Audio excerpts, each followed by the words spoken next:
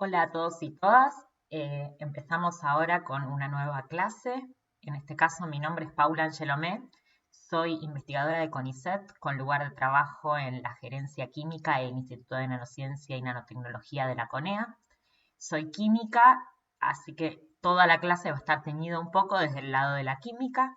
Y lo que vamos a ver hoy es en una clase dividida en tres partes sobre síntesis de nanomateriales por técnicas bottom-up. Para empezar, lo que vamos a tratar de ver es, bueno, ¿qué entendemos por materiales? Los materiales tradicionales y ahí cómo nos metemos en el mundo de los nanomateriales.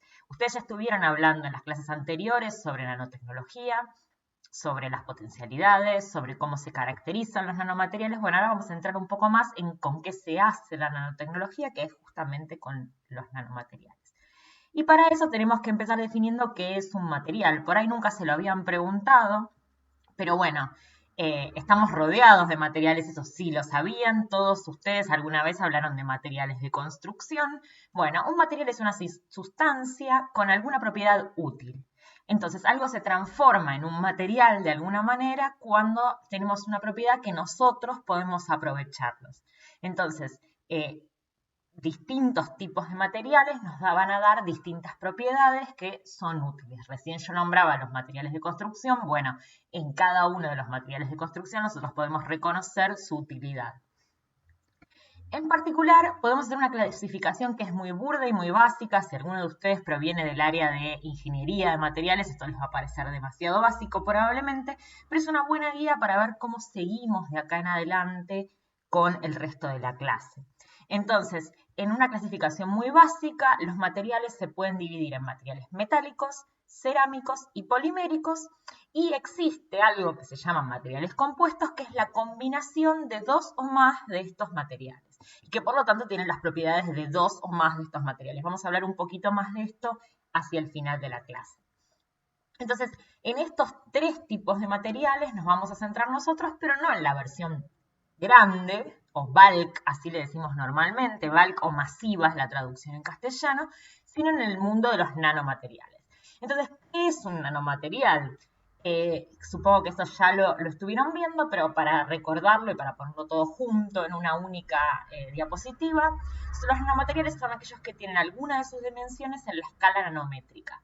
¿Y cómo se define la escala nanométrica? Bueno, en general decimos que es por abajo de los 100 nanómetros.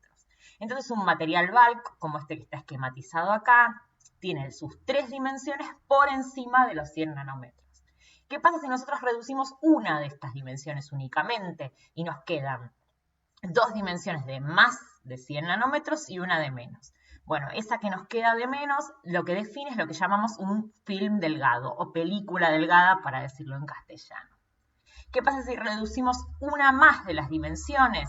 Pasamos a tener algo como esto, una nanobarra, y si lo hacemos más redondeado, pasamos a tener un nanocable o un nanotubo. Ustedes seguramente escucharon hablar de los nanotubos de carbono, por ejemplo. Bueno, es un material que una de sus dimensiones es de más de 100 nanómetros, que es la longitud, pero el resto mide menos de 100 nanómetros y eso los convierte en nanomateriales. Y el nanomaterial en el cual todas las dimensiones están por abajo de los 100 nanómetros, es lo que se conoce como nanopartícula, que puede tener múltiples formas. Yo acá les estoy mostrando solo dos, pero vamos a ver que hay muchas otras opciones a lo largo de la clase. Entonces, ¿cómo es la composición de estos nanomateriales? Igual a la de los materiales tradicionales. Uno puede hacer nanomateriales poliméricos, óxidos, metales, pero sus propiedades no son iguales a las de los materiales tradicionales y eso tiene que ver justamente con sus dimensiones. Esa es la gracia de todo esto y es lo que estuvieron viendo hasta ahora en las clases anteriores, por supuesto. Entonces, ¿cómo podemos nosotros preparar un nanomaterial? Bueno, normalmente se reconocen dos caminos. El camino que se conoce como top-down, lo que se hace es tomar un material bulk y ir reduciéndolo hasta llegar a obtener las nanopartículas o la nanoestructura que nosotros querramos. Entonces partimos de algo grande y lo vamos picando, por decirlo de alguna manera, muy burda. Este método, vamos a hablar sobre esto en unas clases posteriores. En la clase de hoy nos vamos a centrar en el método que se conoce como bottom-up y es usar básicamente la química a partir de átomos que se van organizando entre sí, se van coordinando entre ellos hasta formar el nanomaterial. Entonces partimos de algo que es más pequeño que el material, que son los átomos, la unidad constitutiva de la materia, esto estuvieron viendo con Gastón, y a partir de ahí vamos hacia arriba. Entonces, los métodos bottom-up también se conocen como métodos químicos, porque justamente se basan en reacciones químicas. Y los top-down muchas veces se conocen como métodos físicos, porque en realidad no hay un cambio del material en lo que se refiere a su química, sino que tiene que ver más con cómo cambiarle la forma. Bueno, ¿cómo son los nanomateriales ideales en el mundo ideal? Bueno, todas las partículas o todos los películas delgadas tienen el mismo tamaño y la misma forma. Además tienen la misma composición química y la misma estructura cristalina. Entonces, ¿qué quiere decir esto? Que cuando yo preparo un nanomaterial ideal, todo me sale igualito, igualito, igualito. Además, todas las partículas, en el caso de que estén en suspensión, en agua o en algún otro solvente, tienen que estar bien dispersas, o sea, ¿eso qué quiere decir? Que no se están tocando entre sí, que están cada una separada. Dentro de los métodos químicos o bottom-up, podemos distinguir dos grandes grupos. Por un lado, los métodos homogéneos. Estas son síntesis que se controlan termodinámicamente, donde se forma la especie más estable en las condiciones que nosotros le damos al medio de reacción. Se basa en varios fenómenos que vamos a describir a continuación, pero que básicamente son partir de una solución homogénea, de ahí el nombre, que contiene una serie de precursores y que cuando esos precursores empiezan a reaccionar, ocurre una supersaturación y en algún momento nuclea una nueva fase.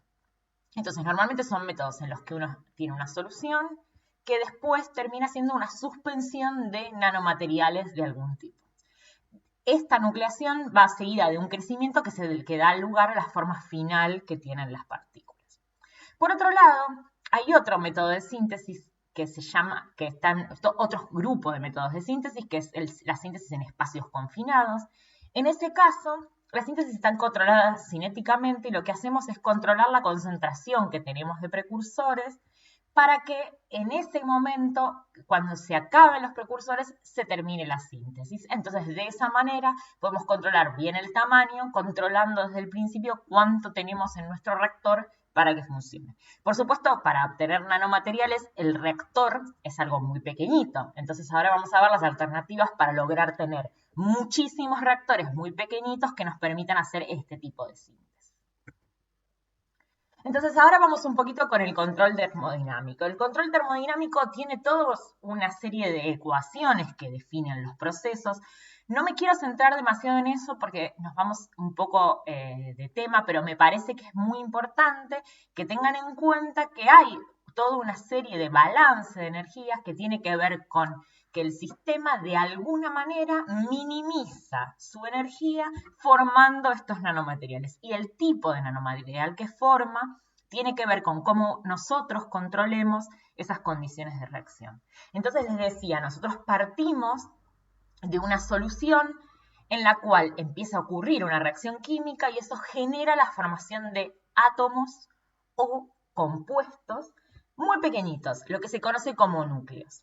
Esos núcleos en algún momento se tienen que separar de la solución, tienen que pasar a formar una fase sólida.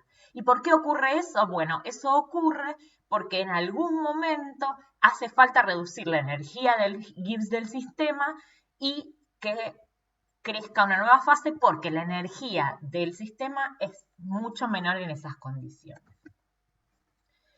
Entonces, esta es otra forma de verlo, esta es la concentración de átomos en solución y lo que pasa es que primero se generan átomos, en el caso, esto está explicado para el caso de metales.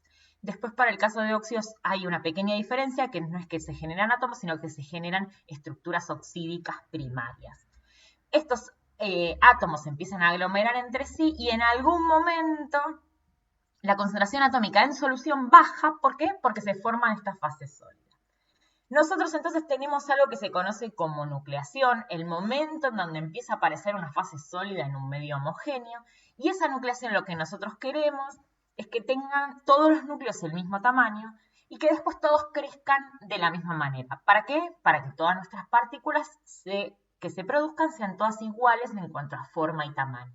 Entonces queremos que este proceso sea un proceso que ocurra claramente en dos pasos, uno de nucleación y uno de crecimiento, que permita así que todo el material que se forme tenga la misma forma y tamaño. Entonces, lo que hacemos normalmente para lograr eso, lo que se hace desde la química, es lograr de alguna manera que la concentración de estos núcleos, perdón, de estos átomos crezca abruptamente y se formen muy rápidamente los núcleos, de manera que se formen todos a la vez, baje la concentración en solución y solo puede ocurrir el crecimiento.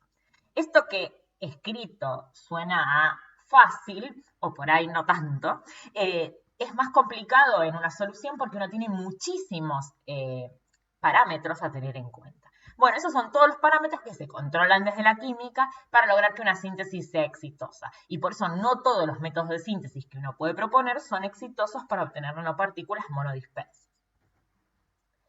La otra opción que les comentaba tiene que ver con controlar cinéticamente el crecimiento de los materiales. Y les decía, lo que uno hace es encerrar de alguna manera a los precursores para que solo puedan reaccionar aquellos que están ahí adentro. Pero claro, en un material masivo uno puede pensar un vaso, pero en este caso, cuando uno quiere obtener nanomateriales, tenemos que pensar en nanocontenedores. Y se han buscado distintas formas de lograr eso. Acá les voy a presentar un par que son como las más utilizadas en lo que tiene que ver con control cinético. La primera de ellas es usar micelas inversas. Primero vamos a empezar con qué es una micela, por si no están al tanto. Una micela es un agregado de surfactantes dispersos en un líquido que se producen a partir de lo que les decía, un surfactante o un material que tiene una cabeza hidrofílica y una cola hidrofóbica, o al revés. Pero digamos, una parte de la molécula que tiene afinidad por el agua y una parte que no lo tiene. Así es como funcionan los jabones. Básicamente, cuando están este tipo de surfactantes, cuando se ponen en contacto con agua, lo que hacen es ordenarse de manera tal que exponen la sección hidrofílica al medio acuoso y para adentro queda la sección hidrofóbica. En el caso de los jabones, esto ocurre acá adentro, atrapan la grasa o la suciedad y se van arrastrados por el agua con esta forma de gotitas. Hay dos tipos de microemulsiones. Una en la que se forma, como esta que está ejemplificada acá, una gotita de medio orgánico en un medio acuoso, o al revés, donde acá adentro tenemos el agua y afuera tenemos el medio orgánico. Estas en las que adentro tenemos el agua son las que se conocen como micelas inversas, que son las de este título. Y son ellas las que más se utilizan para obtener nanomateriales. ¿Qué se hace? Se colocan estas gotitas de agua en el medio de solvente orgánico.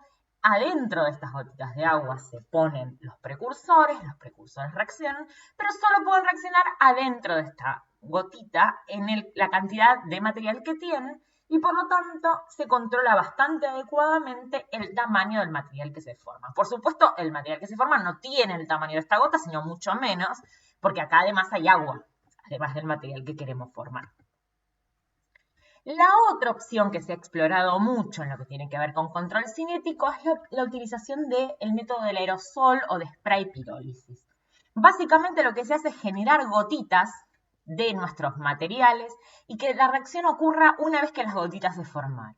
Entonces, ¿qué pasa? Cada una de las gotitas es ahora nuestro vaso de precipitados o nuestro reactor y en cada una de esas gotas se produce la reacción química que nosotros queremos que se produzca.